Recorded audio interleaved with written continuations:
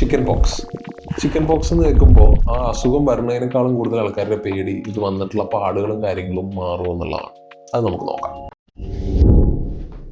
ഒന്നാമത്തെ കാര്യം, chicken pox വന്നു കഴിഞ്ഞാൽ നമ്മൾ നേരത്തെ തന്നെ ട്രീറ്റ്മെന്റ് എടുക്കുക എന്നുള്ളതാണ്. നമ്മൾ ട്രീറ്റ്മെന്റ് എത്രയും നേരത്തെ സ്റ്റാർട്ട് ചെയ്യണോ അത്രയും ചിക്കൻ പോക്സിന്റെ ലീഷൻസ് അത്രയും കുറവേ വരുള്ളൂ.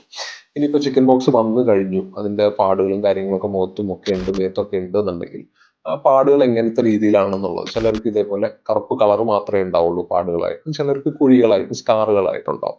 അപ്പോൾ കുറച്ച് വെയിറ്റ് ചെയ്തിട്ടേ നമുക്ക് ഇതിന്റെ ട്രീറ്റ്മെന്റ് തുടങ്ങാൻ പറ്റുള്ളൂ. ഒന്ന് ചിക്കൻ പോക്സ് വന്നു കഴിഞ്ഞ് പോയി കഴിഞ്ഞ ഉടനെ തന്നെ പാടുകളും കറുപ്പ് കളറൊന്നും അപ്പം തന്നെ പോവില്ല.